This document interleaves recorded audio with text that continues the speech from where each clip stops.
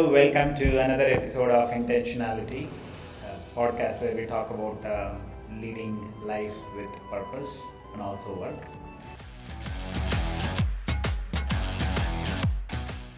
And today we have Vishwaraj Mohan, who is a yogi, marathoner, entrepreneur, wanderer, don't know what to call. So here is Vishwa. Welcome, Vishwa. Hi, thank you, Tony. So excited to be here. Thank you for being on the podcast. Amsterdam Marathon. So when you were running Amsterdam Marathon, I had a class, and I was following you.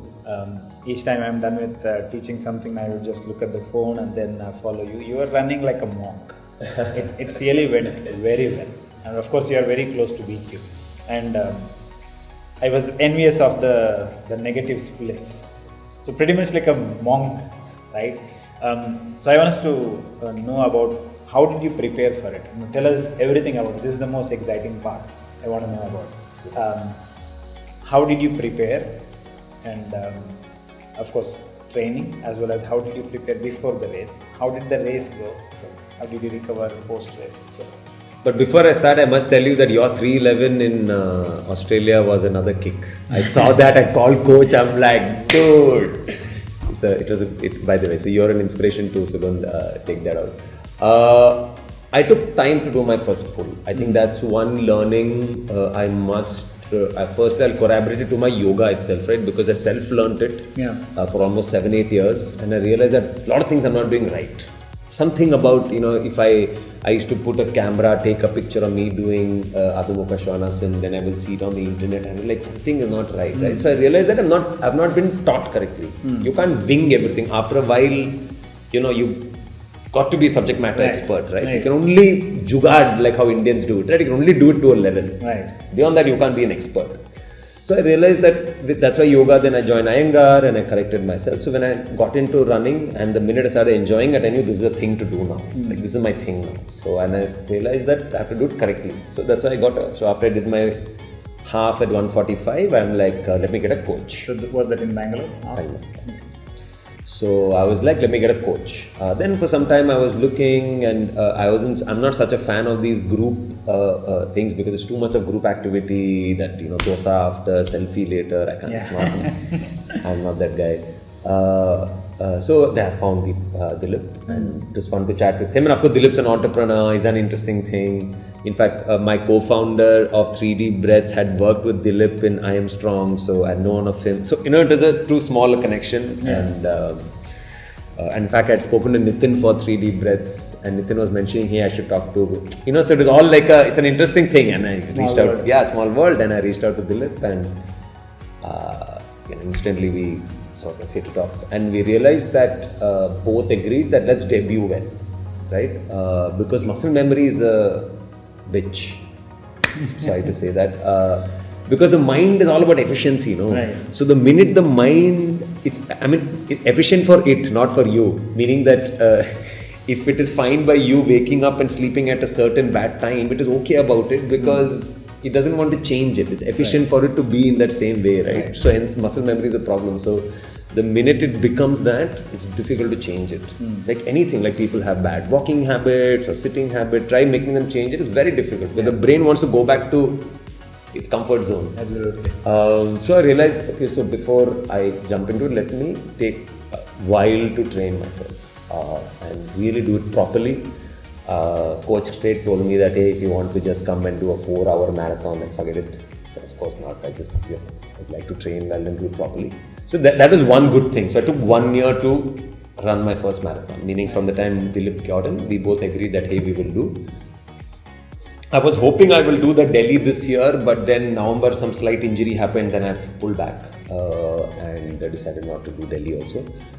And Amsterdam was decided because it is the flattest. So my brothers moved to Portugal, Lisbon. So first I thought I'll do Lisbon.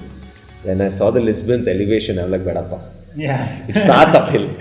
Also, I think it's a loop. It's a loop, but it starts uphill. So the first 3 kilometers is going uphill. Yeah. So basically, which means the race is dead after that. So I was like, no, let me my first race do properly. And of course, I'm and Amsterdam has the good legal things. So I like more the reason I should choose Amsterdam, do the run, and for other reasons also. And yeah, that's how. I had never been to Amsterdam, so it happened. So that's one good thing. That took time to do the run. Took 1 year to prepare. Yeah. So like from the time coach signed up, we're like, hey, we'll do the first marathon. Let's gun towards that. In fact, I think when we first spoke, 3:45 was the target. That at least you should do sub 4 hours for your first run and things like that. And that's how it started. I was super nerdy about the Amsterdam race. Of course, I just got to the bottom of everything. Of course, I was going through injury also. I mean, just getting out of an injury. So I was doing 1 hour strength build a day, right? Because I had to, because my left foot is flatter than my right. So the right has been taking a lot of load. So anyway, both left, right, both got injured in different cycles. So firstly, that I did very well. I was definitely disciplined about my life. I love my beers. I was fully controlling that, managing that, sleeping on time. I managed to make 9:30 to 5 a sleeping pattern. Nice. That I can't keep my eyes open after 9:30. So some very like habit changes like that. I think training was fantastic. I really, in my head, I was thinking 3:30. Right, even 2 weeks before the race, like 3:30 is a good thing. You can run fast in my intervals and all that. I'm running fast, but I'm like, hey, I've never, because till the marathon day, I had never run beyond 35. So I had no idea what my body does. And then all the reading, right. I even read that 26 marathons of MEB, and everybody's like 35th wall, that wall of 35 and all. So I'm like, see, I don't know. I could be running at 9 pace after 35, so I should not have biggies. Let me just go step by step. And then, of course, I spoke to lots of people for tips. But I'll go back to what Dilip really helped me plan, which is, take it easy, don't push it, run at a 4 or 5 RPE. Sort of a thing. You start like that, and then up to 15, then you see how you feel in 15, and then drop 5-7 seconds, and see half, and drop 5-7 seconds, and things like that. And in fact, after 35, just run, just overtake. And pretty much I just stuck to that. In hindsight, if you have to tell me, maybe I could have run faster earlier, but does that mean I could have been tired later? So I don't know this. So till I do my second race, I have no idea how my body reacts. But this helped, where I was at, so I started the race. So the race of course started with a hailstorm. So, and I'm a Tamilian, I can't handle cold. Okay, I feel very cold in life. So it was hectic for me, right? I'm just wearing my shorts, one old sweater to throw away before the rain, and a hailstorm, like, it's quite intense. But the race started well. I took it easy. Started at 4:50 pace. Started cutting slowly. When I hit 21, I was like at my 140 was my half till then. I was at 141, 142. I'm like, hey, now, which means something's going right. And I knew I'm going to be faster. So I knew that, if nothing, my half record is going to get broken because I've already done 142 and I'll be faster. Then I started dropping. Really, the magic hit at 35. Right at 35, when I realized, okay, now it's 35, I need to overtake. I stopped looking at my watch. And I would have overtaken 300 people in those 7 kilometers. It was really exciting. I mean, there were people trying to pronounce my name that they just couldn't, because they could see me run, because I was literally overtaking, right? And I swear, if there was a camera and I could see myself, you could see this one brown person just, come up the crowd. I was really fascinated, and I'm telling myself at that point, I started telling my body, like, what is going on? Like, why are you responding like this? What should I do? Yeah, I don't know, because I really felt like it wasn't me, to be very honest. And I saw my watch, I'm running at 4:10. And I started cutting myself back, but I started getting worried that am I running too fast? But it worked. The happy moment was at 40th kilometer when I overtook the 320 guy. Okay, which means the run this race is going well. Yeah, fantastic. I mean, I can't. Of course, there's an advantage of it being a flat ground.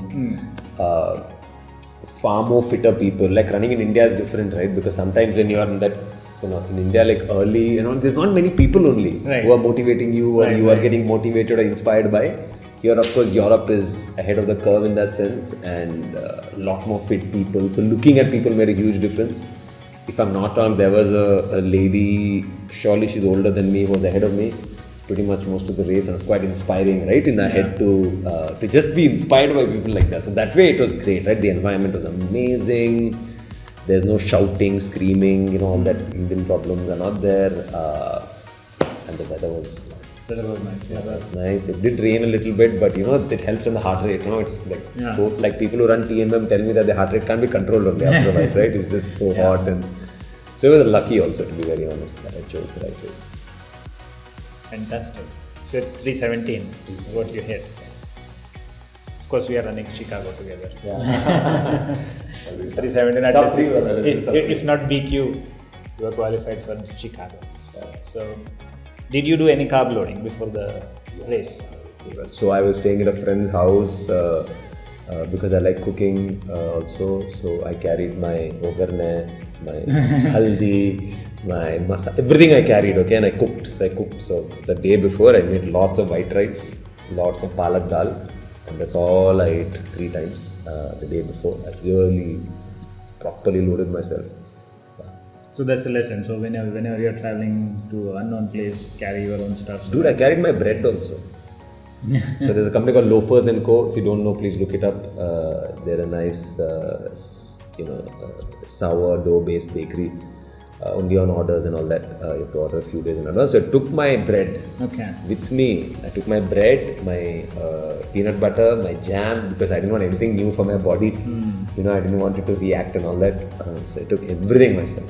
Carried all required things. Nice. One box with goody things.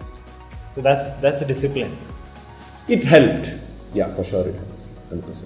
Like, it's just that, you don't know foreign land, you don't know what goes into your belly, because, for runners, half the worry for runners is morning dump. Right. That's the biggest. So, if you want to run, discipline is the most important thing.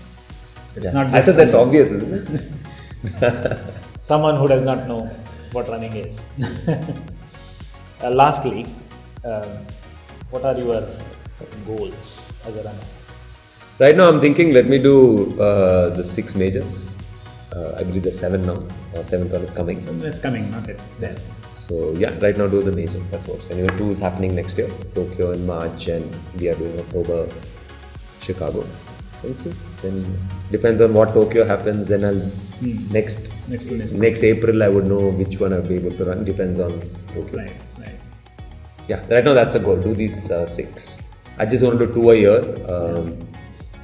I'm not like, there are many runners I know who just like to keep getting medals and go to races. I have no such interest.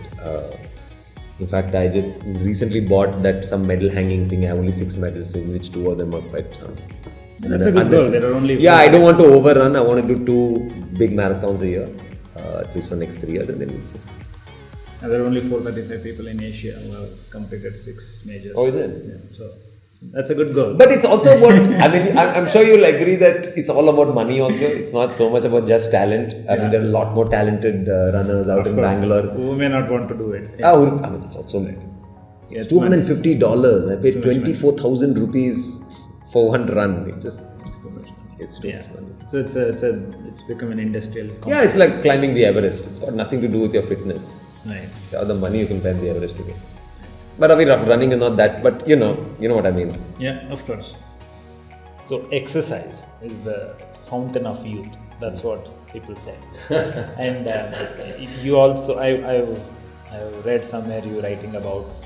So you have this mission to drive people out of the couch. Yeah. To do something. Yeah. So tell us about that passion.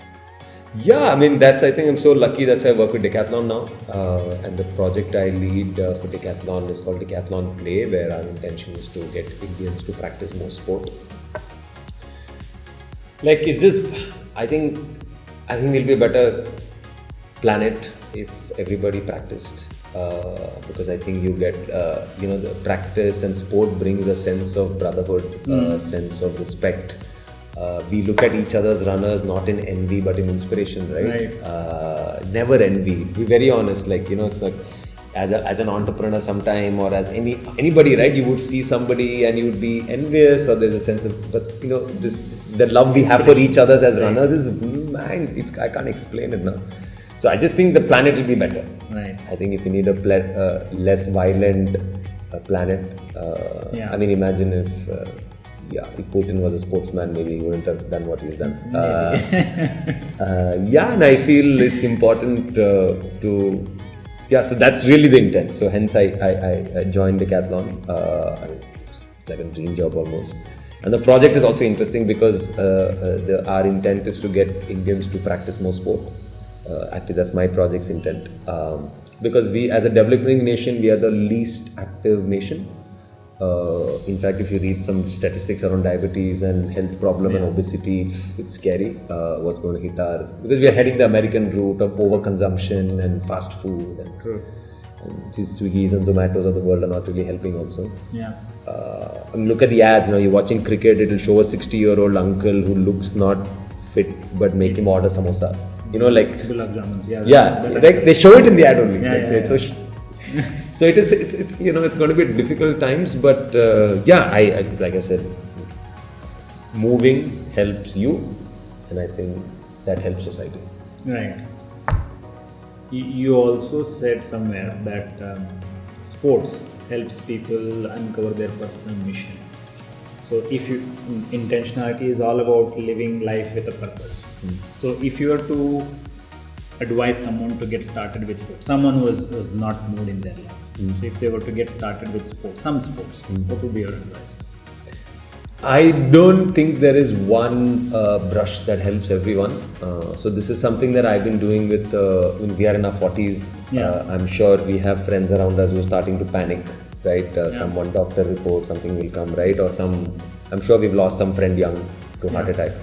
So I try to talk to them and understand what they like doing. Like I spoke to a friend recently and I told her, start dancing, right? If going to gym is not your thing because she's an introvert, yoga she finds boring, she tried running, but running is a thing. If you don't like it early days, if it starts to hurt, you'll never get into it.